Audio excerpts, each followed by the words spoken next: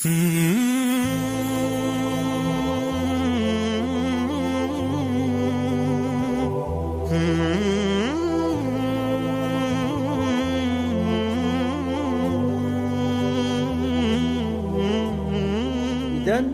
في المأموم لا بد من شروط. الشرط الأول أن يكون هذا الكلام محتاجا إليه بحيث لا يمكن أن يقع الفهم إلا بالكلام. أما إن أمكن الإفهام بالتسبيح أو بالإشارة فإن الكلام يبطل الصلاة. شو واحد قبل كاع ما يدير لا إشارة ولا تسبيح يقول يهدر يتكلم ما يقول بقى يهدر. خلاصة الكلام أن هذا ويتكلم واحد فقط، ولكن الإمام أحيانا قد لا يعتني بالواحد فيتكلم الثاني، وهذا منتهى من يخبر داخل الصلاة.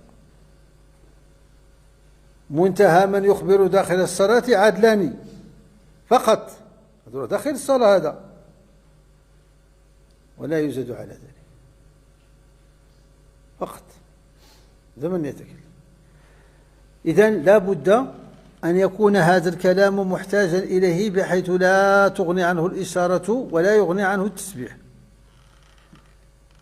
الشرط الثاني أن يكون الإمام قد اعتقد كمال صلاته.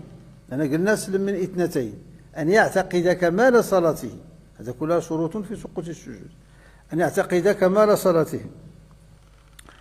الشرط الثالث أن يكون ماذا؟ أن يكون الشك جاءه من جهة المتكلمين وليس من جهة نفسه، لأن الشك الذي يكون من جهة نفسه يكون فيه السجود ويبنى عليه الإتمام كما هو معروف. الشك يجيه من جهة ثم قلنا بعدم كثرة الكلام، فتقرر أن شروط الكلام 4، كذلك قلة الكلام، الحاجة إلى الكلام تكون حاجة ضرورية ولا بد منها، أن يكون هذا الشخص وهو الإمام مثلا هو الذي خطب هنا، أن يكون شكه من جهة قول المأمومين وليس من جهة نفسه. الرابع أن يكون ماذا؟ يعتقد الكمال. 4 شروط هذه هي التي تسقط سجود البعدي. إذا كان غير هذا لا يضر. قد تقول ولماذا تسجدون بعد الصلاة بعد السلام؟ يسجدون لزيادة السلام وليس أنهم يسجدون للكلام. أنه هنا يوجد أمران، أن الإمام سلم وتكلم معه أو هو الذي سأل فأخبر بالحقيقة فقام فجاء بركعتين، لأي شيء يسجد بعد الصلاة؟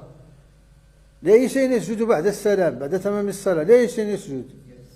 للزيادة التي هي بعد السلام، ماشي للكلام. هو لم يسجد للكلام، سجد لأنه سلم زيادة السلام وليس زيادة الكلام. ولذلك بعض الناس ملي كيوقع عليه بحال هذا الشيء في الصلاة، ملي غادي يدير بعد السلام كيقول لك بغينا نسجدوا بعد السلام لأن الكلام زيادة. هذا الكلام ما فيه سجود، هذا لا يسجد له إلا إذا اختل شرط من هذه الشروط، فإنه يسجد له ويسجد أيضا لفعل السلام لأنه زيادة، فيأتي بالسجود بعد السلام ويجمع فيه السجود لسلامه والسجود للكلام، وكلاهما من جنس الزائد.